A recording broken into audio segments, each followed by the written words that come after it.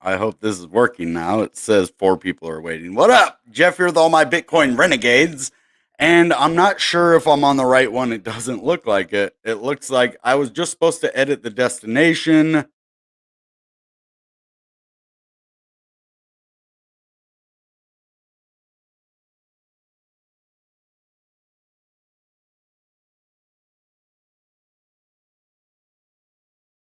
Okay, let's see if it works. Sorry, everybody. This is it created multiple broadcasts, and I erased the first one because the first one didn't go through, and then so now I have a bunch of people waiting on the other stream. So let me just say, wrong stream. It is this one, and I will get you the stream address for this. This is pretty irritating, not gonna lie. But okay, so how do I get to that? Let me find it on here now. And so it means all of the things that I streamed are now gone. How can I just add? Yeah, so it has 2 of them. One of them that is live right now. How do I hook it up to the other one? Because all I did is edit the destination. Oh my gosh. So I'm gonna have to do it all over again. This sucks, dude, when stuff like this happens. And it's StreamYard's fault for creating 2 of the things. At first it said, oh, it didn't go through, so I did another one and it went through. And what do you mean it works? This is a different one. Let me see. It was supposed to edit them together. No, it didn't. This other one is not on. So what I need to do is get this address and send it to that other group right here. So get the link, share, copy. We got this. Don't worry. We'll figure it out. Not complaining here. We're just trying to work through it. Get better at that. If things don't go my way, I'm trying to, get better, even though this sucks and it's not my fault. It's the dang technology that they have that didn't work right. So anyway, all right, now what I need to do is go over to this video and send, because there's 4 people over here waiting for me. So this is the live video, and now I got to go to Twitter and all of the other places and undo everything that I sent because it's sending everybody to the wrong video now. That's really irritating when that happens, but we'll just roll with these punches here. So that's gone off Twitter now. So no, now I will re-add it to Twitter. That's what I'll do. I'll erase them one by one. So it's going to take like 5 or 10 minutes. I'm not going to lie to you to fix all of these issues right here. So you can either leave and come back or just hang out with me and, we'll get through this together as a community because that's what we do. We just roll with the punches around here. So let's do that even though, okay, I'm not sharing it on this one. That's right. So what I need to do is get to the regular video again. Yeah, this is going to take a little bit. And the cool thing, before I erase this, I'm just going to copy everything that I had down. So I at least don't have to do that part of it again. Yeah, that's cool. So we got that done. And then I'm going to have to take the thumbnail and put the thumbnail in. These are all things that can be done. Just take a little bit of time. And then I have to put it out on Twitter and everywhere else. I knew I should have erased like the second one, but the way that it happened, it said I created one. It said it didn't create. So that was the first one I tried, right? It didn't create. So the second one I created was the one that worked. So what I did is I erased the first one I did, but then it was the wrong one somehow, which I don't get because I did it in order. So just some things you can't prepare for like this. Okay, so there's that. Now the thumbnail. This is one of my best thumbnails ever. And we have to have that thumbnail on there. So how am I going to do that? Oh, I think I already have it uploaded here. So all I have to do, upload thumbnail. Sweet. That worked too. Good deal. So now let's go into Twitter. Let everybody know in Twitter that we are just running a little bit late, but we're going to be having a good video. We're going to be talking about why the internet computer price is going down, how long that can last, and what I think is a good catalyst for collection of internet computer price. So that's what we're going to be doing today. Sweet. So we have almost everything set up the right way. Now we just have to share it again. I had to take care of all the technical stuff on YouTube and getting the video switched around. That's done. Now what we're going to do is we're going to start sharing back. I already erased it on Twitter. So what I'll have to do is just erase it and then each one recreate it on there. Because I know other people are getting sent to the video right now, the wrong one. So let's just do that. Share the link.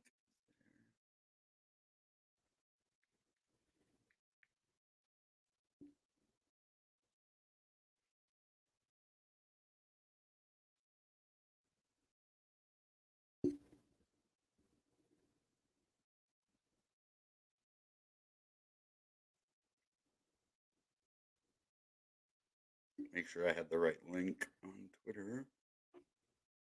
See what? Okay. I didn't want to upload it with the wrong link again, so I just had to double check that. All right. Good to go. Good to go. Good to go. All right. Tweet. That's the correct one. Okay. Now I'm only going to do a couple of them. I'll switch the rest later. I'm going to do Discord and Facebook as well because Facebook, I was actually getting quite a few viewers over there before I stopped streaming over there. So I might stream over there again in the future, possibly. But for right now, I'm just going to post my YouTube stream over there. Okay, here we go. Right there. There's that. Cool. Yeah, I'll just do Facebook and then Discord, and then the rest of them we'll just do later. So I'm gonna have to go erase those real quick. Thanks for being awesome. You guys are amazing for sticking with me through this. I know this isn't how you wanted the video to go. Me neither. So you guys are amazing. Smash that like button if you like overcoming hardships, or if you don't like it but you feel good after you've overcame them. I don't like the hardship at the time, but normally after I go through something, I'm like, okay, I did it, overcame it. It didn't destroy me, didn't kill me, made me stronger. But while it's happening, that's not quite the way I'm feeling. So, all right, there we go. There's that. We're good to go now. Now let's get this started. What's up, Justin? He said, I'm chilling right here. StreamYard is just like every other program on the planet. It can have issues. Yeah. And I normally, give places like this the benefit of the doubt. The reason I left Restream was because they blocked all of my stuff when they shouldn't have. So anyway, I don't want to go into the past. Normally I give places several different chances before I leave them. I don't just, oh, you suck, and I leave. No. Because I know I've had issues here too. Like that's the part of being human. There's issues. My house flooded yesterday. I don't know if I told you guys that or if you saw on my my Twitter. I actually erased it on Twitter because that isn't really the place to share it. But on Telegram, it shows my house got flooded yesterday, and so it was like kind of horrible, but a blessing in disguise because it was time for spring cleaning, and so we really cleaned the house. The only bad thing is a couple of my cats' toys and bedding had to get thrown away, but we'll just buy new ones. So I've been through a lot in the last couple of days, but I'm really liking the price being down this low for accumulation. Now, I don't want to see internet computer for the long haul, at these prices. But for right now, this is beautiful. Even for the next till 2024, if we stay between $5 and $30, or even four at the very, like if Bitcoin decides to go to 20K again, then maybe $4. But if Bitcoin doesn't go to 20K again, I believe $5 is going to be our low. I mean, if Bitcoin goes like 24, 23, it could go down to like 5 and 490. But I think 20K would be the only way the internet computer goes down to $4, which is going to be that well, it's an old golden ratio now. It actually might be a new golden ratio, but I'm still saying right around $4 is going to be our main area to watch with the internet computer. So as you see, of course, when Bitcoin starts to sell off, Now we have to really look at Bitcoin to know what's going on with internet computer today, because Bitcoin did pump from 29 to 31, and then it went back all the way down to 29 again. And see, this is the Bitcoin hammer. It came out again. So this is the great thing about my prediction and my pattern called the Bitcoin hammer. And this is what it does every time. And it's stopped happening for a while, but it doesn't mean it's not a legit pattern. Basically, it normally happens within a day or so. But as you see, this 4 hours, 4, 8, 12, 16, 20, 24, boom. One day, massive pump, sideways, massive dump. That's the Bitcoin hammer in its glory right there. And what did it do to altcoins? Well, let's go look and see what happened. We were starting to pump. See, altcoins start to pump, and what does Bitcoin do? It says, nah, we ain't having that. We'll pump with you, but then we're going to dump it on you.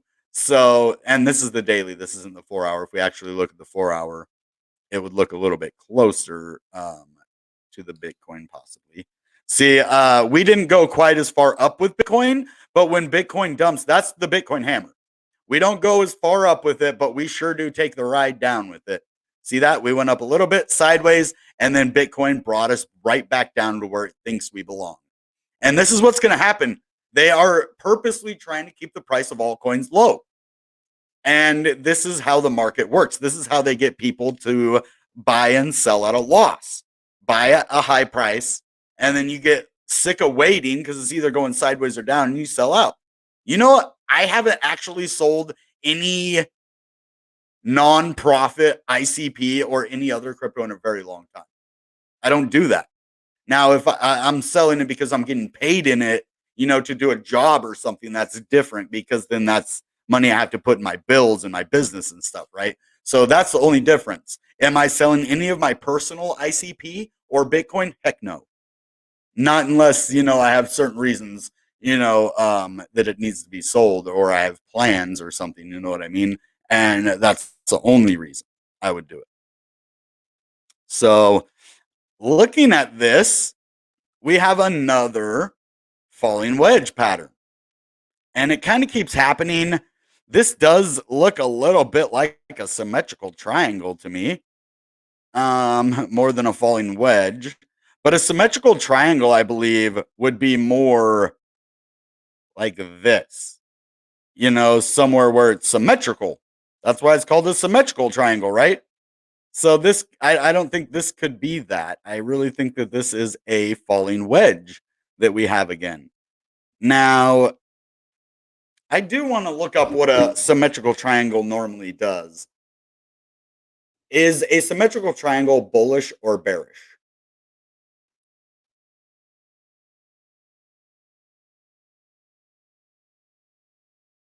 Okay, this does look like a symmetrical triangle, except for in a symmetrical triangle, this, I believe, like I was saying, goes up, has an upward slope.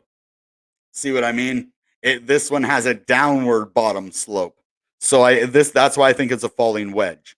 But they do have a bearish symmetrical triangle as well. So actually, symmetrical triangles could be bullish or bearish.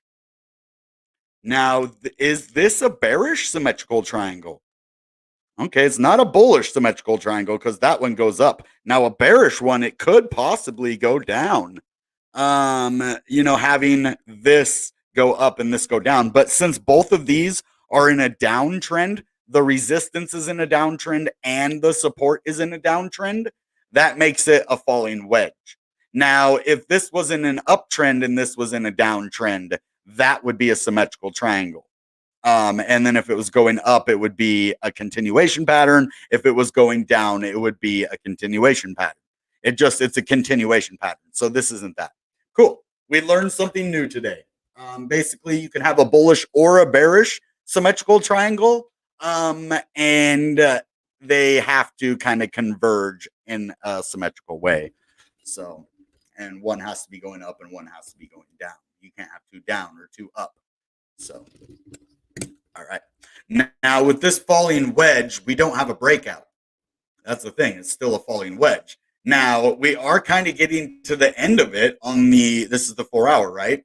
So we are getting to the end of this. Now, I want to get some indicators out here I mean, it just sucks with indicators at this point in the market because they're all going to be above us, but this is going to, tell us where our resistance lies. So the EMA 9 is going to be right there at 674. Now, when we broke below these EMAs, that is what has continued to kind of push us down. We kind of broke above it here, but didn't, stay above it. We couldn't turn it to support. Then it got rejected. Boom, and we're down here. Now let's look at the larger time frames. We're only going to do the 21 and 50 because the other ones are just going to be too high. Um, it doesn't really play out right now in the market. So we're just going to do these ones. As you see, they're still pretty high compared to where we're at. Now on the 4 hour, I do like to look at the larger moving averages, but we're just going to, kind of look at those. We'll get rid of this so that you can kind of see where these, lines lie. And the thing you should remember, though, is that breakout target of the depth. So let's remember that before we get rid of this line and see where that breakout target's going to be. See, it's going to be right up at that EMA 9. Is that what that one is at the bottom, the 9? So this is our breakout target right here, is the 9. So that's 673, the breakout on the 4 hour at least. And then we're going to have these box areas of resistance. We're not going to just skyrocket from this one to that one, unless we, the whole market turns bullish, then we could. But in a sideways market, we take these moving averages one at a time. We beat this one, close above it, go test the next one, see if we can't, and then take our time. And that's how you keep above it. Now, if we just kind of rush above it with not a lot of volume, not a lot of bullishness in the market, then we're going to get rejected and it could just be worse and we go down further. So these are actually good. We should be looking at about the 674 range, 675 right there. And then we just have massive resistance in this whole area. But it would be nice to break out of that falling wedge and really start to establish some momentum to the upside. This has been a red week so far. I'd like to take a little bit of a look at the week. We normally only do that once a week. And as you see, this green candle does not look great. Look at that. I mean, the bulls fought back. They're trying to hold this level, right? And the closer that we keep getting to the wick, this is not good. Normally, we like to see a recovery after a major wick like this. We like to see a green candle come right afterwards. And that didn't happen because we're in a bear market, right? So that normally signals a reversal right there. And the problem that I have is it didn't. It did not. And we keep going down further. We are holding this level. The bulls are fighting for it. They are not going to let it go without a fight, but they need to learn exactly when to strike. This candle is saying we're going down further. This candle says we're going down further. But when you get to an area like this, these don't always play out the right way, right? And just like this one didn't play out the right way. Look how massive it is. Look at this one. Same thing. This one was correct. So right now, when we're in this area, I'm not going to be looking at these as much. I'm still going to keep them in mind because I'm going to look at them because they could be relevant, and if we have other indicators as well. We're not going to use this as an indicator by itself because, look, it's failing multiple times. So now this is a great week we have here. And there's also a lot of buying volume over here. It just closed on a red because it was massive, right? We had a massive dump. But even at this dump, look at that. When the Bitcoin hammer came out back over here in March, we didn't even have that much volume going to sell. And look how much the price dropped right there. So this weekly candle is major on where we're going to be going. So we're going to definitely be looking at this a lot more. We had this falling wedge breakout, and now I fear we're actually, I think we're holding it as support. But if we're not careful, we could definitely break down and see, we're touching that level right here. This is a crucial level right here. This is the intersection that matters. If we can't hold this area of support on the weekly, We're gonna go below 568. I hate to say it, like I don't want to say that. Like I don't believe that's gonna happen, but this is what the chart's saying, right? And I want to be happy, but I can't be happy giving you like this somber news, right? So it is what it is, though. It's there. We're holding support right now. And as long as we hold that support level, we're good to go. But if that breaks, we're even probably going to go down and break that previous low. Yep. This is me, the bullish guy, saying that. So, um, but anyway, even if it does go to a new low, it's a good, great accumulation. Like, give me as many ICP at these low levels as possible because I know in the next bull run, people are going to be hand over fist buying this at 30, 40, 50, 100, $200. That's what's going to happen. And I'm going to be buying it at 5, 6, 7, 8, 10. Those prices. And yeah, I did buy it at 40 and 20. I thought it was going to hold those levels too. And I will fight to the end. Just because if we break this level means that we could go to a new all-time low does not mean that I'm giving into it. I do not believe it's going to happen until it breaks down, until we get a confirmation. There's no reason that I should think that. So now on the EMA 9 on the daily, it's at 722, a little bit out of our grasp right now, which is going to be somewhere right around that, I believe, the 50-day moving average on the 4 hour. So then right above that, we have the EMA 21, which is sitting right at 787. Then the 50, which is going to be our massive area of resistance. We can actually go through these fairly easily, the 9 and the 21. These aren't the massive ones that could really reject us. This is the 50. That's the one that is our real resistance. Now, these are acting tough because of Bitcoin. Now, I'm starting to wonder if the moving averages have something to do with the Bitcoin hammer. And I'm really going to start looking into that more and see how when the Bitcoin pumps and then dumps, it really affects altcoins because altcoins don't go up as much with Bitcoin as they do go down with it. So I'm really going to start studying and seeing if I can't find a correlation between how the moving averages are moving during these Bitcoin hammers and see if there's a certain point in the moving that we can, get a better idea. Yeah, this is coming.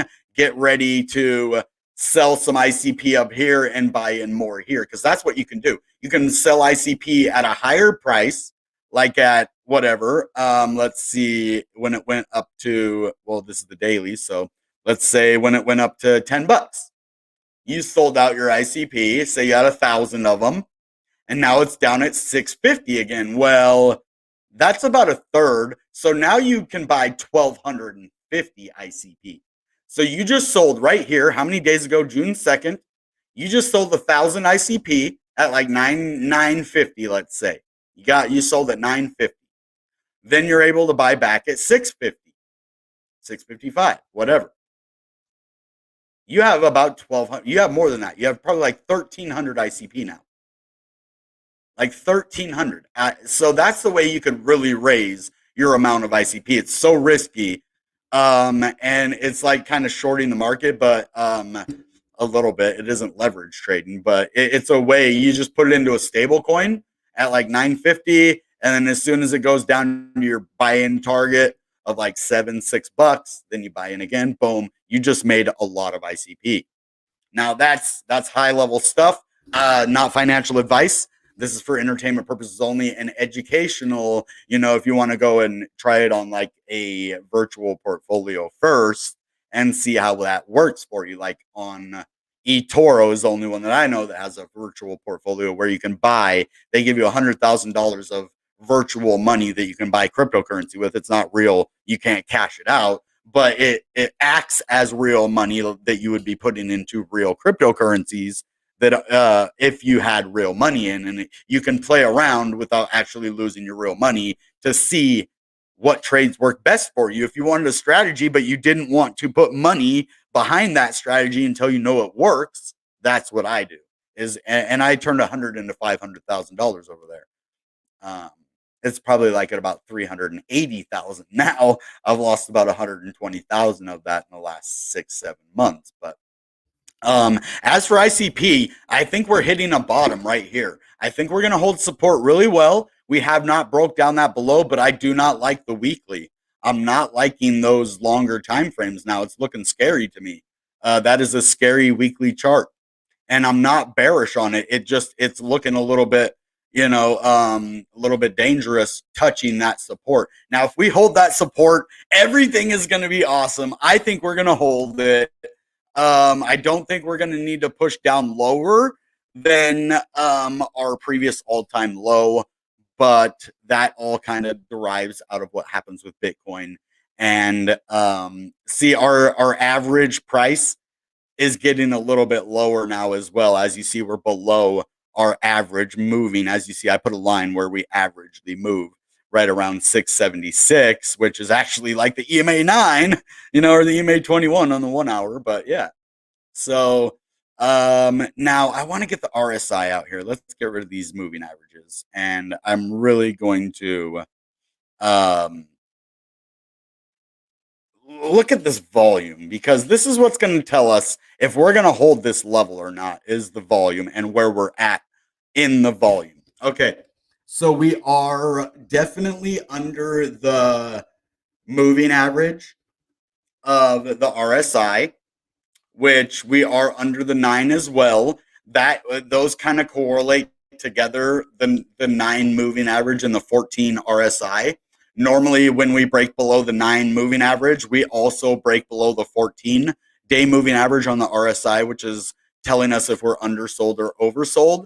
We are down to 36 right there, and then about 38 to 40 right here. And about 42 cents is going to be our moving average. So, or not 42, but 42 percentage, whatever that is, 42 right there. So I would like to see us break above that. Now, the cool thing is we are in an upward trajectory with this, and it does look like we're going to come directly into contact with that 14-day moving average, and it could act as resistance and could reject us, and that's when the price could get broke, or we break above it, hold that area on the weekly as support, and really turn a bad situation into something positive. Now, if you look here, we're super undersold on the weekly. This is what is going to give me hope that we hold this level. There is not any buying pressure or selling pressure. Yeah, there isn't any selling pressure. There's buying pressure right now. And there is no reason that we would need to dump again. Look, we were above this level when we had the massive breakdown, right? So they're running out of swing. They're starting to get tired. The Bears are getting tired. They made their last ditch effort right here, which was a good one, but I don't think they have anything left in them to break our downward support line of this falling wedge breakout. Now, this is going to be a crucial level, and we need to watch it. Now, I do also want to look on the daily and see the same exact situation we were above this. The Bitcoin hammer came out, and so it does correlate. I was right. It wasn't the EMAs from the actual moving averages, but the RSI that correlates with it. Look at that. Well, we were above here, and the Bitcoin hammer came out to break us below the moving average on the RSI with the volume. We had enough volume to sustain a breakout to the upside. Well, what happens when you take away ICP Binance futures trading from Internet Computer? You have no ammo to make this go any lower now. Your ammo is gone. You're tired. You're out. You need to go reload. You're done. The bulls are coming in. Well, what did they do? They said, well, our last ditch effort now. This is probably Binance that utilized or the people who are using Binance to short the futures markets are the same ones behind the Bitcoin hammer, right? Because they want to short ICP as much as possible. And it's not going to happen because they don't have the futures to back it up anymore. Yes, that is. So we found some good news in this. But what I was talking about, the moving average, look right here. On June 6th, okay, when is this? The 5th? The 6th. Look at that. Right at this crucial area on the 5th, we're above it, right? Bitcoin's going up, we're doing good. Right at that area, right there, when the moving averages, the EMA 14 on the RSI on the daily broke below that because of Bitcoin hammer. Bitcoin decided to go up and dump in the Bitcoin hammer, and it broke us below the 14-day RSI. Now we're under that. Why did they do that? Because they know if they break us down on the weekly, this is what they're trying to do. The shorters, they're trying to get us back under this line. They're trying to close it below so that they can come after our all-time low. I'm telling you 100% that's what they're doing. They are trying to negate our green candle right here. They are trying to close it below and basically short ICP until they get everything that they wanted out of it. And that's not going to happen. We are not going to stand for that as a community, as ICP holders, and the bulls of ICP are going to, I mean, they have everything they need. They're going to win. They have everything on their side except the Bitcoin hammer. If we had the Bitcoin hammer on our side, like the Bitcoin trampoline, I would like to call it, then we would win, which is just a massive move to the upside. And normally there's like a dump here first, but that doesn't always have to happen. The dump could either come before, or there could just be a little dip before the pump, before the dump. And that's the Bitcoin hammer to a T. And it looks like they tried a smaller Bitcoin hammer right here, right afterwards in the 4 hours. So they can utilize, and it's a dump before a pump before a dump. And sometimes it's just a pump and then a dump within like 24 hours. And it always affects altcoins every time. So, and why I think they're doing this, they're trying to take our support level away. And when that happens, then our all-time low is at risk, and they know that. Why I was so bullish on this green weekly candle, even though it was so far to the downside, it wasn't just because we had finally a green candle. It was because we finally broke this falling wedge.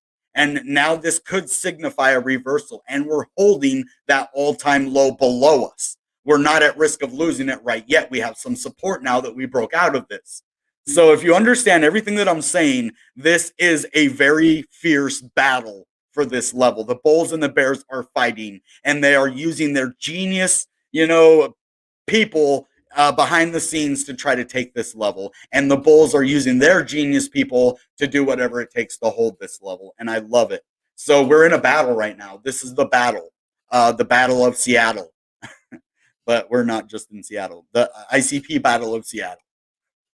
So, yeah. All right. Now let's get to some comments. I'm sorry I was kind of going off, but I just had a lot that I wanted to show you guys and have you understand what is happening and, who to root for. So, futures trading is going to be stopped at Binance from 10th of June. Oh, so it hasn't stopped yet. Okay, that's good information to know. I wasn't sure exactly when they were going to do that. So they might have used the Bitcoin hammer in tandem with that, but that's good to know. So every time the Bitcoin hammer comes out, I'm going to be looking at the daily RSI because this is the one that's going to show us, it's going to have us break below that RSI level. And we're going to know it every time because it's going to be at a point where the RSI touches the yellow line. So we can kind of know when the Bitcoin hammer is coming, when it breaks that line below, and look how far we can ride that down afterwards. So that's something we're definitely going to be watching for the day trader. Now for the long-term trading, this is just great accumulation level. And that's what I was talking about in the description. And I hope it made it over to it, is that this is a good time for long and short-term traders because you can actually ride these signals that we have right here, this breakdown. You could short that. I mean, I don't ever short ICP, but if that's what you do, whatever. I probably wouldn't invite you over to my house. But if you short ICP, but I still have to show you guys what's up. I'm not promoting shorting ICP, but if you do want to try to get more, like 1,000, like I said, and then ride the wave down, this would have been a good confirmation that yes, with the Bitcoin hammer, when the Bitcoin, if you don't even want to call it that, when the Bitcoin price dumps, You can go look at the RSI and see, yes, this is going to dump. This is going to affect this crypto massively because it's an altcoin, because it also broke below this big support level on the weekly. And it does hold pretty well. As you see this whole uptrend right here, even some downtrends, it held above that until a big downtrend. That it looks like the bears were kind of waiting. The bears were letting the bulls kind of do their thing, and then they came in strategically. But the bulls do that as well. So it's just kind of a game of cat and mouse. You know what I mean? So hopefully we're gonna have some more collaborations on the channel. I'm not gonna give out who they are, but there's gonna be some fun stuff happening hopefully in the future with some really prominent members and some new members of the Internet Computer family. And I'm really excited to do that. I get really nervous when it comes to collabs. That's why you don't see me doing a lot more of them. My nerve levels have already been shot from a lot of the things that have been happening. So what extra nerve, whatever, it's hard to explain, but I get drained sometimes. And even if I like somebody and I'm doing a collab, it drains me. It's hard for me to explain that to you guys. Um, it's kind of like an empath. There was this video I watched where this guy would touch people, and so he's a white figurine, and they had like little pieces of black, which is like their grief or misery or whatever it is. And every time he touches them, he takes a little bit of piece of that with him. And that's kind of how it is with me socially. The more I just feel bombarded, kind of, and it's not really severe. I can go out in public and talk to people and be, but it drains me, and I never knew that I had to go and recharge myself. So when I get overexerted, it's really hard for me to collab with people because that's the energy that I have to give for the collab that's already been expelled elsewhere. So it's like I'm on empty, and I can't give you a good show or a good collab on empty. Like I want to wait till I'm motivated and so you got to learn yourself. That's what I like. YouTube has really made me self-evaluate a lot more on my actions and like some things I didn't even notice about myself until I started making videos. And yeah, it's really cool. I know it doesn't have to do with ICP, but this is more than just internet computer videos. It's like a community of people that are just trying to figure out life and stuff. And the new stuff in life is internet computer. It's crypto. It's Bitcoin ATMs. It's community crypto, community currency. I think that's what, instead of cryptocurrency, I think it should be called community currency. Or that kind of sounds kind of dumb, like calm currency or something like that, because it's mainly about a community. How did Bitcoin start, right? Well, one guy said, well, not how did it start? How did the first transaction happen? Well, one guy said that he would pay Bitcoin for 2 pizzas. That was a community. He agreed that this was worth 2 pizzas. However many, I don't even remember how. It was a crazy amount of Bitcoin too. But yeah, 25, I think it was like $25 or $50 worth of pizza because they agreed. Well, community currency, imagine a community internet where everything cooperates to work together and doesn't steal your data and then pay a little fine to get away with it. We sold a bunch of data. All of us should be pretty wealthy right now, or at least have a couple 100,000 in the bank. All of the data that, all of these companies stole from us and all they had to do was pay a fine should have went to our pockets. So that's why Brave browser is so awesome. It gives you back. I don't even really use it anymore, but anything that really gives back to their users, like it's your data. This is my like where I search on my internet in my free time, whether it's good, whether I should hide it or whether I shouldn't, whether it's just my everyday thing. I don't care. Even if I'm just going on there to, like my daughter's video. Why would I want you, someone I don't know, a stranger, to know that I just went and liked my daughter's video? Has nothing to do with you. What if I don't want you to know my daughter? What if I don't want you, a stranger, to know my daughter or to know that I posted on her thing or even know she has something? That's the kind of thing that decentralization is going to fix in a massive way. What up, Six Figs? Oh, you're here. 2 pizza. It was 10K Bitcoin. Oh my gosh. 10K. Let's see how much that would be worth now, just for fun. I mean, I'm sure you could do the math just as faster, but let's see. He said 10K Bitcoin. So that's 10K, and then Bitcoin is at 30,243.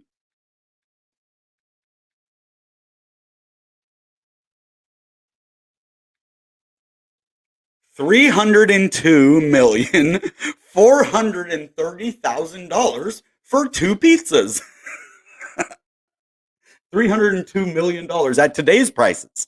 So if you did that in November, double these prices, even at 60,000, or not even November, but even last year or any time around there, then you're talking $604 million for two pizzas. So at the time, they were worth maybe $20 to $50, right? Because that was the time of that. This is something that we should really digest if you're thinking about internet computer. 10,000 Bitcoin for $50 in 2009, 2010, 2000, I don't remember the year. Here, what year did Hal Finney buy the pizza from Satoshi?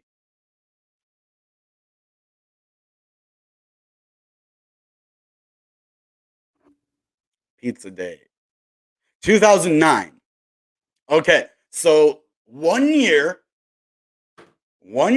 after Bitcoin was created and everything and all of that, well, not even really a year, but basically the first year of its existence, Bitcoin was worth basically nothing, right? 10,000 Bitcoin for two pizzas, $50. Well, if you look at ICP in that way,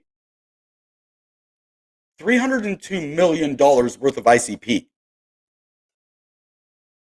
Let's figure that out. Then we can see how many ICP we would have to trade for those two pizzas and then see how much they would be worth. So if you take 302 million, 640,000, and oh, that's not three. We need one more zero. Okay. You divide it by the price of ICP, which is $6.54. $6.54. Oh, wait, no, you multiply it. Multiply it, right? You divide it. Hold on. 652. Oh, yeah. Okay, so that would be 46,417,177 ICP right now for those two pizzas at $50. So imagine if you had, and no, that would be the value of it today, right now. So if you would cut that in half, or down to what he actually bought the 10,000 compared to how much they were at the time. Imagine if internet computer now is $750. Okay, let's go look back at that. So instead of 6, it's 750. Well, that would only be 403,520 instead of 43 million. So if you had 403,000 ICP right now, if ICP goes up as much as Bitcoin did from back then in 10 years or 13 years it's been since then, and $750 saying is the top of there, and you have 403,000, you will end up with $302 million. Which right now, let's see, 403,520 ICP is worth how much? 403,000 divided by 657. That is $61,388. So 61,000 you would turn into more than $302 million. If we just look at from what Bitcoin was worth at its beginning, what the community said, this wasn't even like after exchanges or anything. This is very before all that, and ICP is already after that.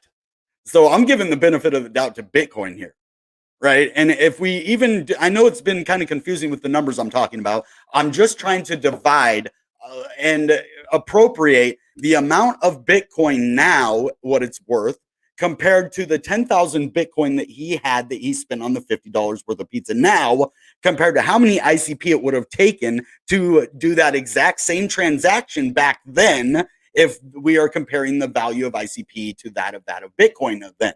The comparative value from where Bitcoin was then to where it is now, and ICP from where it is to its top. So if you think of all those things together, you can come up with basically a mathematical solution that tells you that internet computer is going to raise by, it looks like about 3,000% to get to where Bitcoin is now, not even at its 60,000%. So 3,000x, not 3,000%. Or is it 3,000%? I think it's 3,000%, not 3,000x. Sorry. 3,000x would be, yeah, that's way too much. So 3,000%. Extract math classes. Yeah, so 403 ICP is 2.6 million. Okay. Oh, I divided. I should have multiplied it. Well, do you divide? Oh, I got confused on that one. 400. Yeah, no, if I was trying to divide, what I was doing is dividing how many ICP you would get out of that. I wasn't talking about the money. I was talking about how many ICP you would have at 302 million or 403,000. Sorry. 403,000 is 41,000 ICP. But you were right. 403 in ICP is 2.6 million. We almost got confused there, but we got through it. Yeah, so I was dividing to get to see how many ICP was there. 41,000. Cool. All right, I think that's all we have. I wasn't expecting that last part, but you saying that in the pizza, it just got me thinking. That's why I need more creative minds around me, because we start talking and I get crazy ideas. And if I'm just here by myself, like, I don't get crazy ideas. Like, I get okay ideas, but when we're like really talking and you guys are engaging, that's why I say like it, comment. It isn't just for the YouTube algorithm. It actually helps make the content better, and it helps me teach you guys and educate you better. It's not financial advice, but this, I would say, is an educational channel. Like, we really go into the meat and potatoes of the fundamentals, the technicals, whatever we can, make connections and things. And that's how you do it. At least that's how I want to do it. And we're succeeding so far. So he said I should have took advanced math classes, extra math classes. Do you think ICP will be back to $1,000 in 10 years with all these manipulations in the market? So with regulation, it sucks, but it will get rid of a lot of the scammers. So regulation is going to basically make it harder on the whole market. It's going to suck. But at the end, as long as we don't get idiots that are in office, if we get some intelligent, like pro-future, like, not dumbassery, then we're going to be good. And so if you think it could be back to 1,000 in 10 years, it's never been to 1,000 that I know of. I think maybe on some markets it did reach that level. I think the highest I saw was like 900, because it was like 750 on Coinbase. So there are prices that could go higher, but the manipulation will. So it might not just go away; it will shift. So when there's manipulation in the market, they focus on where they think that they can manipulate the most money and how they can get it the easiest. Internet computer does not make it easy for scammers to extract value from its customers, from any part. So I think the manipulation that happened with the ICP futures, look what ICP did. The Binance futures trade is shut down. And if you did your research in that, I guarantee ICP or Definity had something to do with that. Maybe Six Figs brought it to their attention that, hey, Binance futures are manipulating the price and have been, or if they even knew, and we're working this whole time to combat that. And finally, what happens? Well, it might not happen right away, but the delisting of Binance futures trading with the USDT pair. Yeah, they're going to have the Binance BUSD pair in futures trading, but they won't be able to manipulate it as bad with the Binance USD pair. And I don't know 100% about that, and I don't like that they're still allowed to trade with Binance USD. I say, why not take it completely out of the futures market because that would just it would value the coin so much more. And it could also be said that it's not a security if that ever becomes an issue, because it doesn't allow that, right? So the things that need to happen in ICP are happening. The team behind it are doing an incredible job, and I'm gonna have more crazy mass stuff like that if I can find it. I just give you guys what I find. And if I find cool stuff, I can give you cool stuff. So if you find cool stuff and you want to share it with people and you don't have a platform, share it on here. Let me know. We'll get it out there. Just anything cool about ICP or any reason that we can have a pump. If you guys have a theory, I want to hear it. Let me know in the comments below. All right, guys. That being said, you know what time it is. Goodbye and good Bitcoin. Bang.